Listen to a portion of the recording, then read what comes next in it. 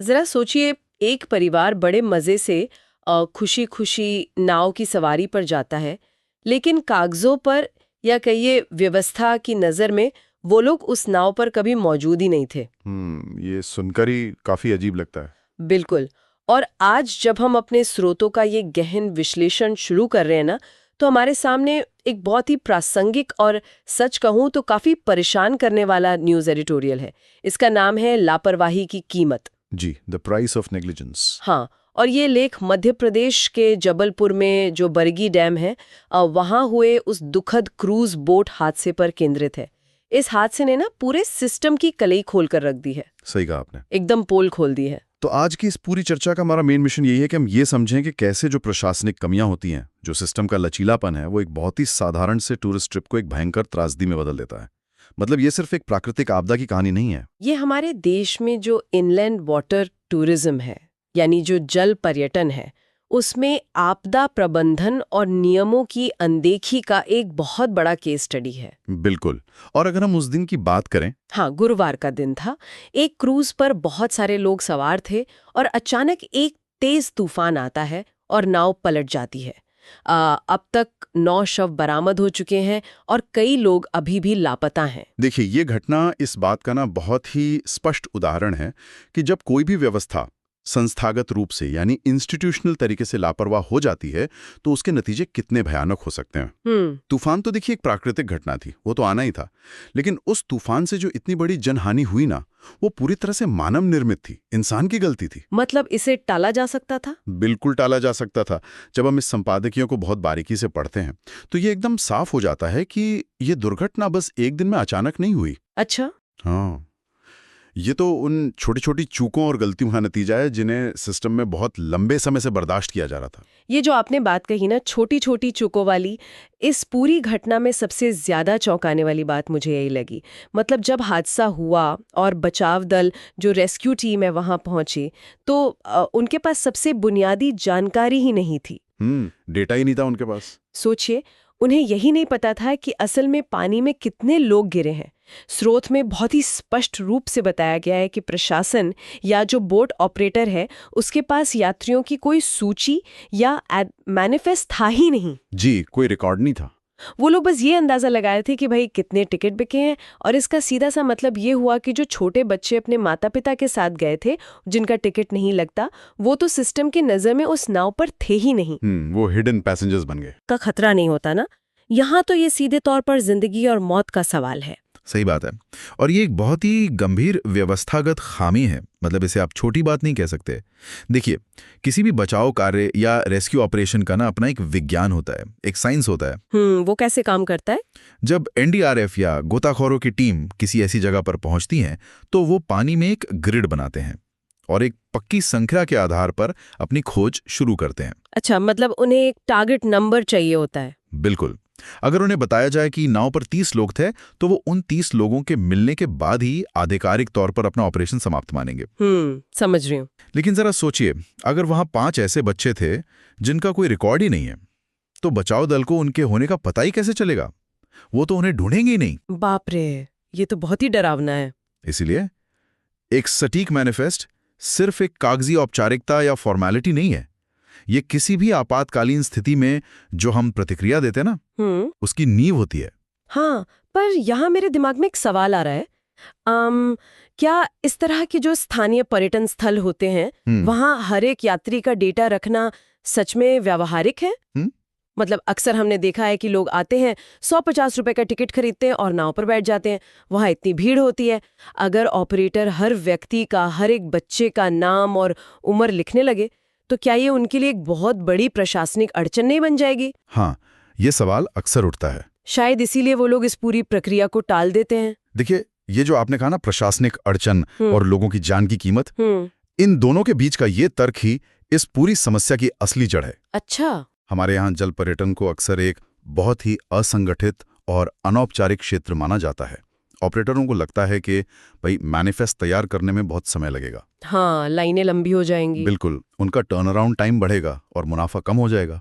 और सिर्फ यही नहीं, कई बार सटीक रिकॉर्ड न रखने के पीछे कुछ और कारण भी होते हैं। जैसे कि? जैसे टैक्स बचाना, या फिर जो बीमा के कड़े नियम होते हैं उनसे बचने की मानसिकता, लेकिन आज के इस तकनीक के दौर में जब हर चीज डिजिटल है, ये तर्क बिल्कुल बेमानी है। हाँ, आज तो सबके हाथ में स्मार्टफोन है। वही तो, एक साधारण सा डिजिटल टैबलेट या कोई मोबाइल ऐप कुछ ही सेकंड में यात्रियों की संख्या और उनकी उम्र दर्ज कर सकता है। इसमें कोई घंटों नहीं लगते। सही कह रहे हैं आप। जब बात सुरक्षा की हो ना, तो व्यावहारिकता का बहाना देकर हम बुनियादी नियमों की अनदेखी बिल्कुल नहीं कर सकते। सही बात है। और ये बात ना सच में सोचने पे मजबूर करती है कि अगर रेस्क्यू टीम को खोजने का लक्ष्य ही नहीं पता, तो बचाव कार्य की सफलता तो वही पहले कदम पे फेल हो गई। बिल्कुल फेल हो गई। और बात सिर्फ डेटा तक ही सीमित नहीं है।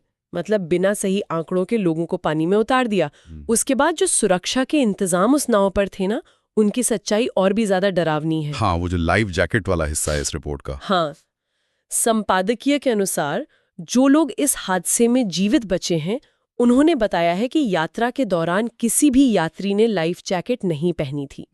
और ऑपरेटरों ने आपातकाल शुरू होने के बाद, यानी जब नाव डूबने लगी और पानी अंदर आने लगा, तब उन्होंने लोगों को जैकेट बांटने की कोशिश की। मतलब ये तो बिल्कुल वैसा ही हो गया जैसे घर में आग लगने के बाद कोई फायर एक्सटिंग्विशर खरीदने बाजार जा रहा हो। बहुत ही सटीक उदाहरण दिया आपने। और ये स्थिति न सिर्फ बेतुकी है, बल्कि उन ऑपरेटरों की घोर अज्ञानता को भी दर्शाती है। बिल्कुल। देखिए, लाइफ जैकेट कोई ऐसा उपकरण नहीं है जिसे आप संकट के समय आराम से पहनना सीख लें। हाँ, उस वक्त तो वैसी इतनी अफरा तफरी मच जाती है। बिल्कुल। जब एक नाव हिचकोले खा रही हो, पानी अंदर भर रहा हो, चारों तरफ चीख पुकार मची हो, उस वक्त किसी भी इंसान के पास इतना शारीरिक संतुलन या दिमागी शांति नहीं होती कि वो लाइफ जैकेट की पट्टियां सही तरीके से बांध सके। सही बात है। पैनिक में तो इंसान का दिमाग ही काम करना बंद कर देता है। एकदम। लाइफ जैकेट का डिजाइन ही इस तरह से किया जाता है कि वो दुर्घटना से पहले आपके शरीर पर हो, ताकि अगर आप अचानक पानी में गिरें तो वो तुरंत अपना काम कर सके और आपको ऊपर रखे। डूबते हुए लोगों के बीच ऐसे लाइफ जैकेट फेंक देना एकदम निरर्थक और बेकार प्रयास है। उससे कोई नहीं बचने वाला। तो फिर ऐसा होता क्यों है? मतलब क्या ऑपरेटरों को ये बेसिक बात नहीं पता? जो लोग रोजाना यही काम कर रहे हैं, सालों से कर रहे हैं, उन्हें तो इसका पूरा अंदाजा होना चाहिए ना।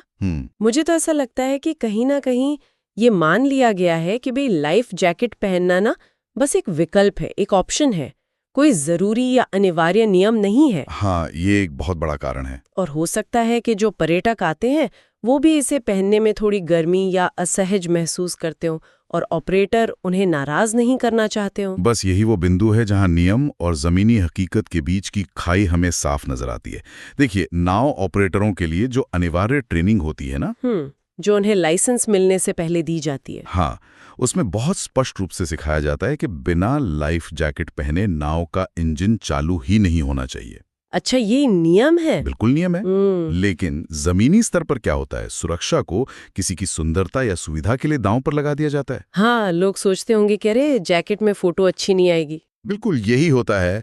पर्यटकों को लगता है कि लाइफ जैकेट में उनकी तस्वीरें खराब हो जाएंगी, या फिर गर्मी के मौसम में वो इसे पहनने से कतराते हैं कि पसीना आएगा। और ऑपरेटर भी कुछ नहीं कहते। ऑपरेटर क्यों कहेंगे? वो किसी भी विवाद से बचना चाहते हैं। उन्हें तो जल्दी से अपनी ट्रिप पूरी करके पैसे कमाने हैं। वो कोई जोर नहीं डालते। इसे हम सोशियोलॉजी में नॉर्मलाइजेशन ऑफ डिवियंस कहते हैं, यानी जो गलत चीजें हैं उन्हें धीरे धीरे सामान्य मान लेना। और यही चीज धीरे धीरे एक बहुत बड़ी दुर्घटना की जमीन तैयार करती है। बाप रे। और पता है, ये अज्ञानता सिर्फ नाव के अंदर तक ही सीमित नहीं थी। स्रोत एक और बहुत बड़ी विफलता की तरफ इशारा करता है, और वो है मौसम की जानकारी। हाँ, वेदर रिपोर्ट। हाँ, नाव उस तूफान के आने से ठीक पहले पानी में उतरी थी। मतलब वहां स्थानीय मौसम पूर्वानुमान या किसी भी रियल टाइम अलर्ट का कोई सिस्टम मौजूद ही नहीं था। जी, ये बात ना मुझे सच में हजम करना थोड़ा मुश्किल लग रहा है। आज के समय में जब हर इंसान के फोन पर मौसम की जानकारी होती है, हम बारिश का पहले से पता लगा लेते हैं, तो क्या ये टूर ऑपरेटर मौसम के प्रति पूरी तरह अंधे थे? देखिए, यहाँ ना हमें एक बात समझनी होगी। जो सामान्य मौसम पूर्वानुमान होता है और जो माइक्रो लेवल वेदर ट्रैकिंग होती है, इन दोनों के बीच एक बहुत बड़ा अंतर होता है। अच्छा, वो क्या? हमारे फोन पर जो मौसम का ऐप होता है ना, वो एक बहुत बड़े इलाके का सिर्फ एक सामान्य अनुमान बताता है। जैसे पूरे जबलपुर शहर का मौसम कैसा रहेगा। समझ गई। लेकिन जो बरगी डैम जैसे बड़े जल निकाय होते हैं, बड़े डैम या झीलें होती हैं, उनका अपना एक अलग माइक्रो क्लाइमेट या सूक्ष्म जलवायु होती है। ओहो, मतलब वहां का मौसम शहर से अलग हो सकता है? बिल्कुल। पानी की सतह का तापमान और उसके आसपास की जमीन के तापमान में जो अंतर होता है ना, उसके कारण वहां हवा की गति और दबाव में अचानक और बहुत तेजी से बदलाव आ सकता है, जो शायद आपके फोन के ऐप पर दिखे ही ना। अरे बाप रे, ये तो कुछ ऐसा हुआ ना कि कोई व्यक्ति शेयर बाजार में लाखों रुपए इन्वेस्ट कर रहा है, लेकिन वो जो डेटा इस्तेमाल कर रहा है वो एक हफ्ते पुराने अखबार से ले रहा है। बहुत ही बढ़िया तुलना किया आपने, बिल्कुल ऐसा ही है। क्योंकि मौसम तो हर मिनट बदल सकता है ना, और बिना किसी रियल टाइम और सटीक डेटा के ये जो ऑपरेटर थे वो एक तरह से अंधेरे में ही तीर चला रहे थे। एकदम सही। अब अगर आप कमर्शियल विमानन क्षेत्र को देखें, जो एविएशन सेक्टर है, हाँ, वहां टेक ऑफ से ठीक पहले रनवे के मौसम का सटीक डेटा लिया जाता है। ऐसा नहीं कि बस शहर का मौसम देख लिया और प्लेन उड़ा दिया। जल पर्यटन में भी कम से कम जहां से नाव चलती है उस डॉक या किनारे पर एनेमोमीटर जैसे बुनियादी उपकरण तो होने ही चाहिए। एनेमोमीटर मतलब जिससे हवा की गति नापते हैं। जी है, हवा की गति मापने का यंत्र। अगर हवा की गति एक सुरक्षित सीमा को पार करती है तो तुरंत एक अलार्म बजना चाहिए और नाव का संचालन उसी वक्त रुक जाना चाहिए। ये तो बहुत बेसिक सी चीज लगती है सुनने में, है ना? लेकिन वहां ऐसा कोई स्थानीय ढांचा या इंफ्रास्ट्रक्चर था ही नहीं, और ये सीधे तौर पर मौसम विभाग और स्थानीय प्रशासन के बीच तालमेल की पूरी कमी को दिखाता है। तो अब देखिए, जब इतनी सारी कमियां सामने आ गई हैं, मतलब मैनिफेस्ट नहीं था, लाइफ जैकेट नहीं पहने गए थे, मौसम का कोई अंदाजा नहीं था, तो इस भयानक हादसे के बाद सरकार की क्या प्रतिक्रिया रही, ये देखना बहुत दिलचस्प है। स्रोत हमें बताता है कि हादसे के बाद राज्य सरकार ने तुरंत प्रभाव से क्रूज संचालन पर पूरी तरह प्रतिबंध लगा दिया। पूरा बैन? जी, पूरा बैन लगा दिया। अब एक तरफ से देखा जाए तो किसी भी आम इंसान को ये कदम सही लगेगा। अगर ऑपरेटर इतने ही लापरवाह हैं और लोगों की जान जोखिम में डाल रहे हैं तो उस सिस्टम को पूरी तरह बंद कर देना ही तो एकमात्र सुरक्षित उपाय है ना? ऐसा लगता है। मतलब जब तक चीजें ठीक ना हो तब तक किसी और को खतरे में क्यों डाला जाए? देखिए, ये तर्क सुनने में तो बहुत सही लगता है, लेकिन अगर हम इसे प्रशासनिक नजरिए से या एडमिनिस्ट्रेटिव पॉइंट ऑफ व्यू से देखें तो ये सिर्फ एक बैंडेड समाधान है। बैंडेड समाधान? हाँ, और जो संपादकीय हम पढ़ रहे हैं वो भी इसी बात की कड़ी आलोचना करता है। पूरी तरह से प्रतिबंध लगा देना एक प्रतिक्रियावादी कदम है, रिएक्टिव है। अच्छा। होता क्या है कि जब कोई बड़ा हादसा होता है तो मीडिया का दबाव बहुत बढ़ जाता है, जनता सवाल पूछती है। हाँ, न्यूज चैनल्स पर बहस शुरू हो जाती है। बिल्कुल। तो प्रशासन ये दिखाने के लिए कि भाई देखिए हम बहुत सख्त कार्रवाई कर रहे हैं, पूरी की पूरी गतिविधि को ही बैन कर देता है।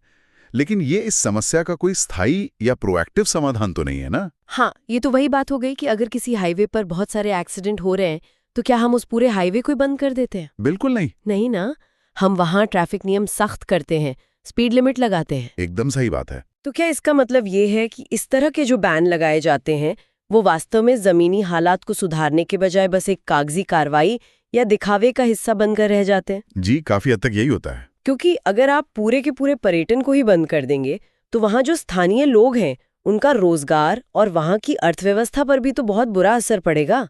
कई लोगों की तो रोजी रोटी इसी पर चलती है। बिल्कुल, पर्यटन कई स्थानीय लोगों की आजीविका का एकमात्र साधन होता है।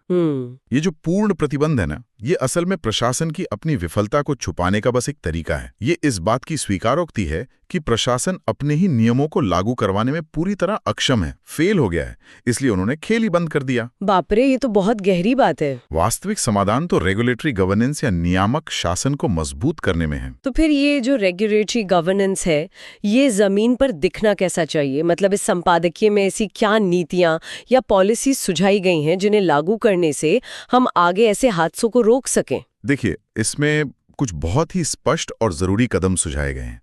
सबसे पहले जरूरत है एक अनिवार्य डिजिटल मैनिफेस्ट प्रणाली की, जिसके बारे में हमने शुरुआत में बात की। जी, और ये सिस्टम सीधे स्थानीय पुलिस या पर्यटन विभाग के सर्वर से जुड़ा होना चाहिए। अच्छा, रियल टाइम में? बिल्कुल। जब तक हर यात्री का डेटा अपलोड होकर क्लियरेंस जनरेट न हो, नाव को पानी में जाने की अनुमति ही न मिले। ये तो बहुत अच्छा आइडिया है। दूसरी बात, हर जल पर्यटन स्थल पर स्थानीय मौसम निगरानी स्टेशन यानी वेदर स्टेशन स्थापित किए जाने चाहिए, जो सीधे ऑपरेटरों के मोबाइल पर रियल टाइम अलर्ट भेजें। हाँ, ताकि उन्हें पहले से पता चल जाए कि हवा तेज होने वाली है। बिल्कुल। और तीसरी और सबसे महत्वपूर्ण बात है सेफ्टी ऑडिट। Safety audit? वो कैसे? ये कोई साल में एक बार होने वाली सिर्फ कागजी प्रक्रिया नहीं होनी चाहिए कि बस फॉर्म भर दिया। अधिकारियों को समय समय पर अचानक निरीक्षण या कहिए सरप्राइज चेकिंग करनी चाहिए। अच्छा। उन्हें देखना चाहिए कि क्या लाइफ जैकेट की बॉयंसी यानी उनकी पानी में तैरने की क्षमता अभी भी ठीक है या वो खराब हो चुके हैं। हाँ।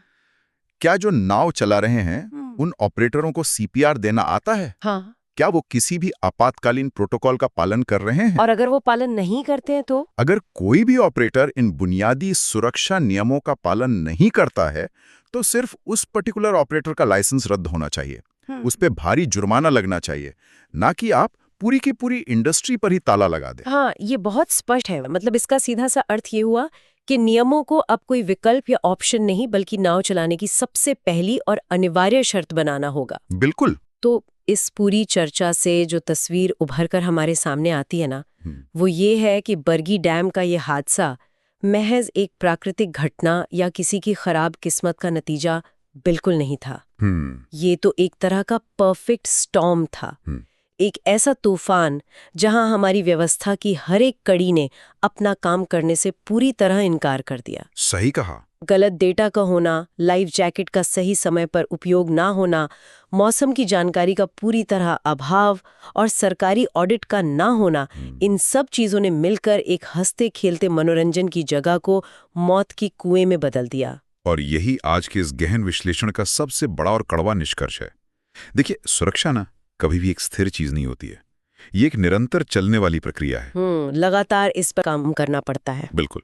जब प्रशासन ऑडिट करना बंद कर देता है और ऑपरेटर इन नियमों को सिर्फ एक बोझ समझने लगते हैं, तो दुर्घटना का होना बस समय की बात रह जाती है। वो आज नहीं तो कल होनी ही है। सच में ये घटना हर राज्य के पर्यटन विभाग के लिए एक बहुत बड़ी चेतावनी होनी चाहिए कि बिना किसी ठोस नियामक ढांचे के जल पर्यटन को बढ़ावा देना लोगों की जान से सीधे सीधे खिलवाड़ करने के समान है। बिल्कुल सही बात है। और मुझे लगता है कि ये जानकारी ना किसी भी आम इंसान के लिए बहुत अहम है, खासकर उन लोगों के लिए जो अक्सर अपने परिवार या दोस्तों के साथ ऐसे पर्यटन स्थलों पर जाते हैं। ये चर्चा हमें सिखाती है कि जब व्यवस्था सो रही हो ना, तो एक आम नागरिक के रूप में हमारा सतर्क रहना कितना जरूरी हो जाता है। बिल्कुल, आपको खुद अपनी सुरक्षा का ध्यान रखना होगा। हाँ, ये समझना बहुत जरूरी है कि किसी भी जगह पर हम सिर्फ इसलिए सुरक्षित महसूस नहीं कर सकते क्योंकि वहां बहुत भीड़ है या वो एक सरकारी मान्यता प्राप्त टूरिस्ट स्पॉट है। व्यवस्था की इन कमियों को पहचानना और वहां पहुंचकर अपनी सुरक्षा के बुनियादी सवालों को उठाना, जैसे कि लाइफ जैकेट कहाँ है, ये अब हर व्यक्ति की अपनी जिम्मेदारी बन जाती है। सही कहा। तो आज की इस पूरी चर्चा को समेटते हुए स्रोत के उन तथ्यों से परे ना एक बहुत ही विचारणीय सवाल सामने आता है जिस पर हम सबको गहराई से सोचने की जरूरत है। वो क्या? देखिए, चर्चा में ये बात बहुत प्रमुखता से उभरी कि वहां कोई भी स्थानीय माइक्रो लेवल वेदर ट्रैकिंग प्रणाली नहीं थी। आज जब पूरी दुनिया जलवायु परिवर्तन यानी क्लाइमेट चेंज के इतने गंभीर प्रभावों से जूझ रही है, तो मौसम का मिजाज पहले से कहीं ज्यादा अप्रत्याशित और हिंसक हो गया है। बिल्कुल, कुछ पता नहीं चलता कब क्या हो जाए। हाँ, जो तूफान पहले दशकों में एक बार आते थे ना, वो अब बिना किसी पूर्व चेतावनी के कभी भी आ सकते हैं। तो ऐसे में सवाल ये उठता है कि क्या हमारे देश के वो सभी शांत और सुरक्षित दिखने वाले पर्यटन स्थल, जहां हर दिन हजारों लोग छुट्टियां मनाने जाते हैं बिना किसी सटीक मौसम निगरानी के, क्या वो सब एक ऐसे टाइम बॉम्ब में तब्दील हो रहे हैं जिसके बारे में हम में से किसी को कोई अंदाजा ही नहीं है? ये वाकई सोचने वाली बात है। बिल्कुल। और ये एक ऐसा पहलू है जो शायद अगली बार हम में से किसी के भी प्राकृतिक पर्यटन स्थल को